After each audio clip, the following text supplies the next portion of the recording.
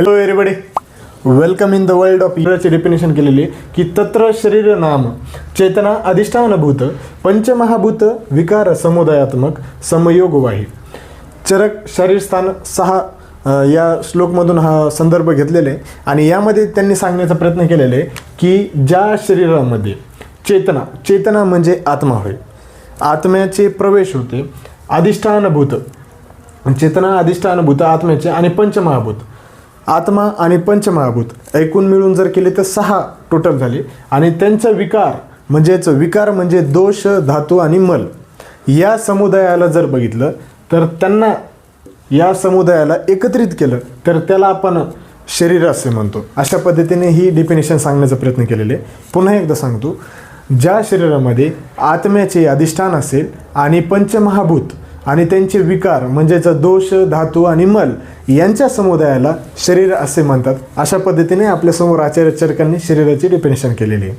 तर हे होती चरकानुसार. आता आपण वळूया ते म्हणजे सुश्रुतानुसार, जे की शल्य तंत्रज्ञानी होते आणि त्यांनी त्यांच्या शरीर स्थानामधून ही डेफिनेशन सांगण्याचा प्रयत्न केलेले.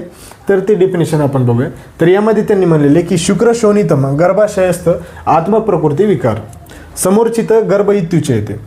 शुक्र शोणित, आता गर्भाशयामध्ये शुद्ध शुक्र जर म्हणलं तर स्पर्मॅटोझोआ आणि शोणित म्हणजे ओहम यांच्या समुदायापासून गर्भाशयामध्ये आत्मा आणि प्रकृती आणि विकार. तर आता आपल्याला माहिती आहे प्रकृती किती येतं आणि विकार किती येतं. तर 8 प्रकृती आहेत आणि 16 विकार आहेत.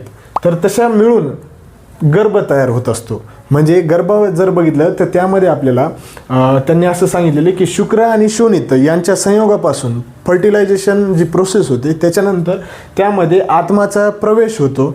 आत्माचा प्रवेश झाल्याच्या नंतर त्यामध्ये 8 प्रकृती आणि 16 विकार असे मिळून गर्भ तयार होतो. अशा पद्धतीने त्यांनी श्लोकातून सांगण्याचा प्रयत्न केलेला आहे. नंतर ते म्हणतात की त चेतनावस्थितम वायू विभर्जती तेज न पचती आप क्लेदयंती पृथ्वी सहंती आकाश विभर्दयती एव गर्भ यदा हस्तपाद जीवाग्रान कर्ण नितंबादी भिरंग गेरुपदस्तदा शरीरमिती संज्ञा लभते.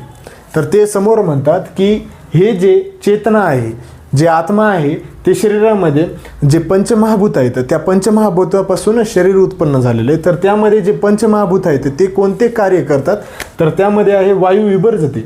वायू हे विभाजन करण्याचे कार्य करते, जसे की सेल डिव्हिजन, सेल ट्रान्सफॉर्मेशन आपण बघतो. त्याच्यानंतर तेज महाभूत जर बघितलं तर ते पचतीचं कार्य करतं, जे की आपल्या शरीरामध्ये पचनक्रिया सारखी चालू असते. त्याच्यानंतर आप जर बघितलं तर आप